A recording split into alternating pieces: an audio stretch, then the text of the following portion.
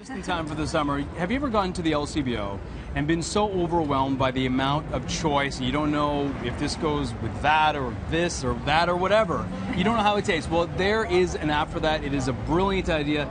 Wine expert Natalie MacLean is here to talk about the new app for the smartphone, which really breaks it down and makes it so much easier for the consumer. Yeah, that's what I'm trying to do. I'm trying to be like a pocket sommelier. I can't always be there when you're wine shopping. I would like to, but the app can. So when you're in the liquor store and you're facing like a wall of bottles, you might say, well, okay, here's a nice Sauvignon Blanc from New Zealand. I wonder, is it any good? Does it go with my quiche or my grilled veggies or whatever? Well, all you need to do with the app is scan the barcode, and up will come the review, the wine review that I've done for this wine. So you'll get my tasting notes, the score, the food pairings, Brilliant. and how much stock is in your local LCBO. Say there was only 2 bottles in the store where you were. It'll say, we're at Yonge and Bloor here. Go down the street, it'll give you the map, and there's another 6 bottles down there. It's amazing because if you were at the liquor store, how do people generally choose their wine? Some people, it's silly to say this, but some people just base it not just on price, but also on the label because they don't necessarily know what what it tastes like. Exactly. Most people shop by the label when it comes to wine. Yeah, because we can't open it at least legally before we try it, right? And it's an intimidating product. There's a reason why we have wine critics. So what this does is take that sort of intimidation out of it, because a lot of people don't feel confident to ask a question or don't know the question to ask. So you just take your smartphone, you scan the barcode. Oh, wow, that got an 89, and it goes with, planked salmon. It's a lovely rosé. Well, let's say I'm on the street and someone tells me about a wine, and I don't have the barcode. Is it possible to find that wine without having to go to every LCBO? Is it possible to find that, to know if it exists? Absolutely. So you can go the other way. You don't have to start with the barcode.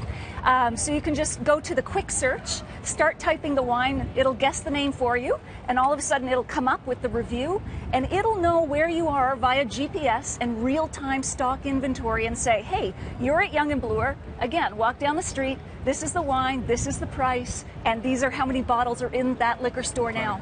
So many people at home, I'm sure, are saying it is about time. Yes, I think so. Really, it's one of those things where, especially if you're not a wine expert, even if you're just the average consumer, you don't know if it should go with this, especially with how specific wine is, or it is supposed to be. Exactly. And you can start with a food. Let's say, people aren't generally intimidated by roast chicken. Roast chicken's roast chicken. But so you can start with, okay, I'm having roast chicken. Now, which of these wines here will go with roast chicken? And where is it? And what's the price? And that sort of thing. Yeah. And some of the wines here, I want to ask you, is there anything that stands out for you and any recommendation? Oh, this is great. There's a good lineup here. I mentioned this Sauvignon Blanc from Niagara. Rife is a great Riesling, nice cool climate, great for, say, seared tuna on the grill. If we go to rosé, this is dry, and a lot of people have misperceptions about pink wines, but this is bone dry, great for the grill. Unoaked Chardonnay from Niagara.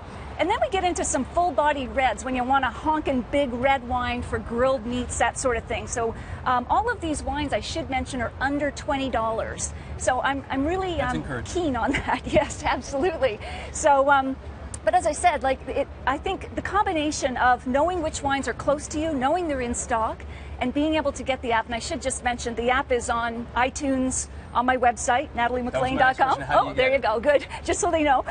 So they can go to my website, nataliemaclean.com, and they can find the app there, or they can just go right to iTunes. We were fortunate that iTunes put it on their storefront. Because there's one bottle of wine that I tasted months and months ago, and for the life of me, I can't find it. And it's one of those things where I'd like to know if it's in that store without having to go to every single one. And then when you drink it, a lot of people forget the wine they had. Exactly. So you can take a picture and keep a cellar log, and then the next time you go in the store, you can say, do you have this wine? So keeps a list of your favorites, literally cellar your log, cellar in your smartphone. Exactly. So you can get also on nataliemaclean.com. Yes, or iTunes. iTunes or Android, Google Marketplace, and there's a mobile site as well. We only have a few more seconds, Okay. but I want to ask you about organic wines. I mean, Yes. do you label those? And I mean, the LCBO has done a much better job of letting people know which wines are Yes. organic. Because some people They're prefer well-marked. that, not just for health Absolutely. reasons, but taste.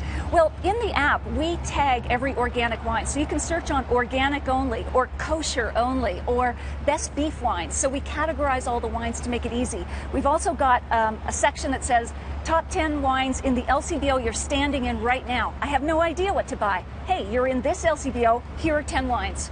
Brilliant. Thank you, Anthony. Annie McLean, All thanks so right. much. Cheers. All right, we'll be back after this.